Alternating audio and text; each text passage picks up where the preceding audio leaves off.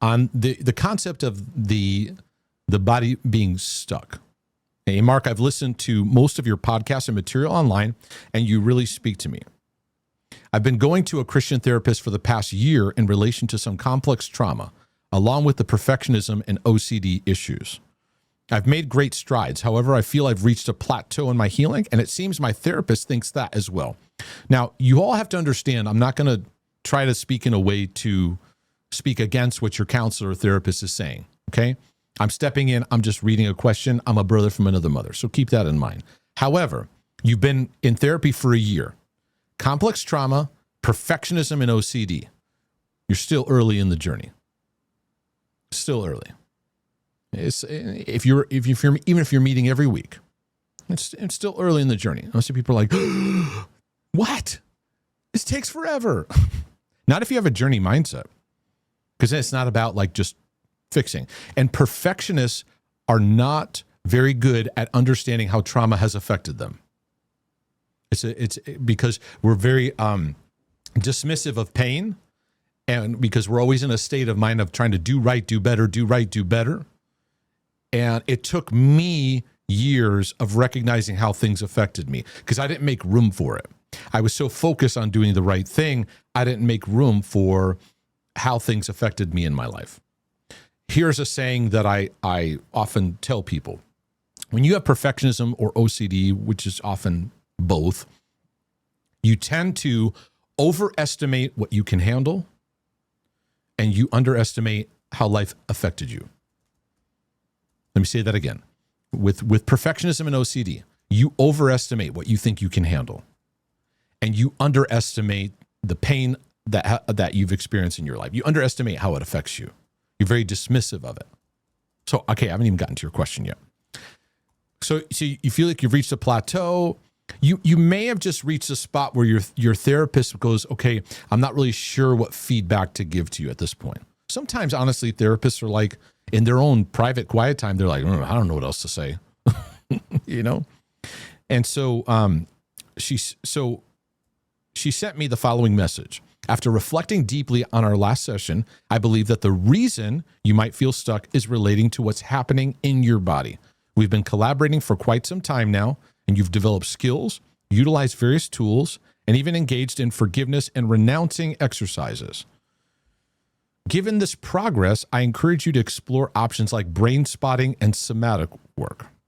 I'm a little hesitant and confused. So now we're back to the gentleman who wrote this. I'm a little hesitant and confused about my body being stuck, and I'm not sure what to think about this next step she's recommending. I've read some experiences from those who have tried these treatments online, and there's some pretty intense stories of trauma manifesting in these sessions, and some say it was worth it once getting through it, while others not so much. What's your take on the body being stuck? Can you share any of your opinion or shed light if this is something that could help, or if you have experience with this topic? I greatly value input. Well, I would say to any trauma approach, don't jump into it if you're not comfortable. Learn about it, get some input about it, learn from someone who's actually doing it, meet with them. You don't feel forced to do anything. I think if somebody is working through trauma and they had a massive spike in doing the work, it's a couple of things. They hit their overwhelm. Their window of tolerance was broken, to use that term. There's like a window of tolerance we have. There's a dude named Siegel, I think is his name, who developed that terminology, meaning we have like a window of like what we can handle, and then there's that overwhelm. I'm going to talk about that at some point, about that factor.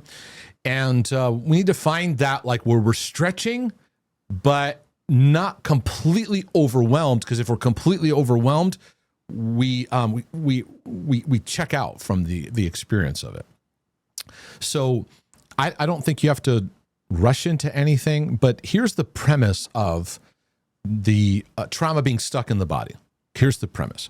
When you engage a traumatic moment, your body goes into fight or flight. You have a sympathetic and a parasympathetic that's kicking in. One is to gear you up. The other is to calm you down. Your whole nervous system is built around being able to handle stressors, come back down. Handle stressors, come back down. With trauma, you're taken off guard in such a way your normal capacities get frozen or get overwhelmed. So that stress affects your body, right? Now, what we were made for is we were made to process through what we experience. So if you have a stressful day, what do? You come home and what we say, we decompress, right?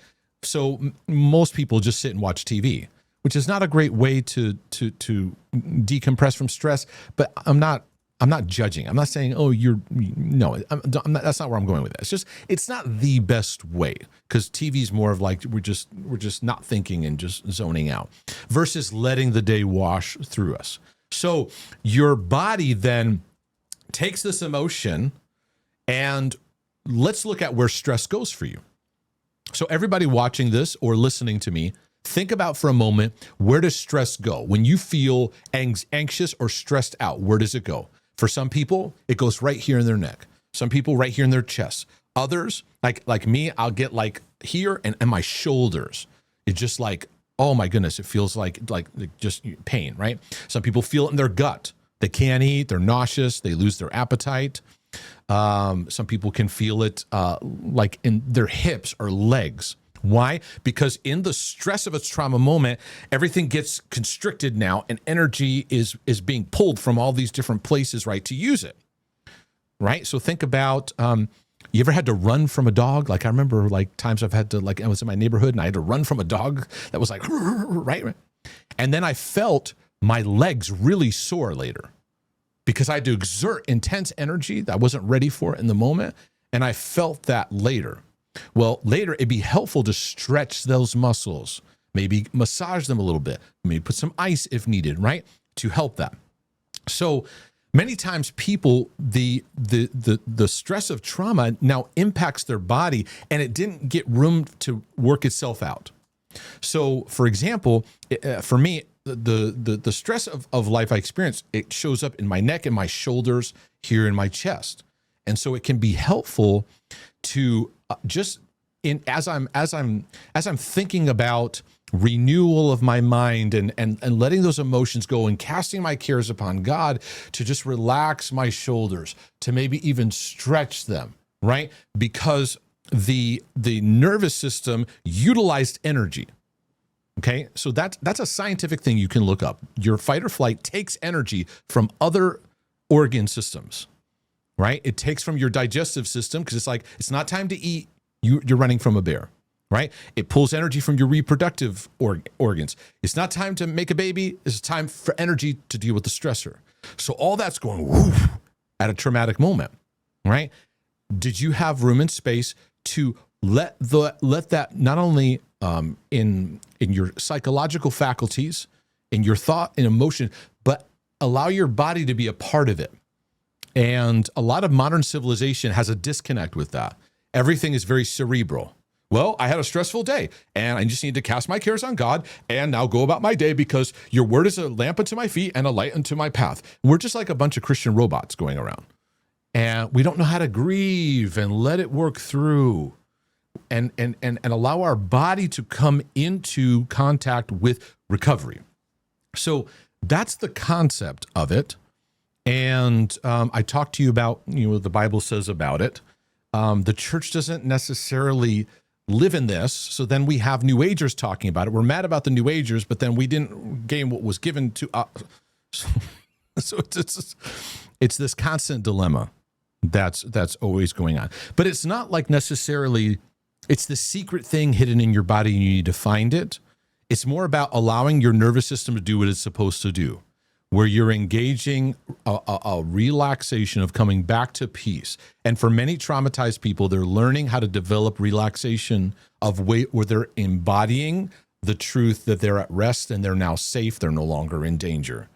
And so furthermore, there's many practitioners that recognize like unhealed trauma can manifest as diseases. I don't like that as a silver bullet, that because you have that now, because you had that trauma, now you have this disease. I don't like silver bullet approaches. However, it can certainly contribute. To that. I know for autoimmune, I can pinpoint what was going on in my life and what was happening and how my body reacted and responded.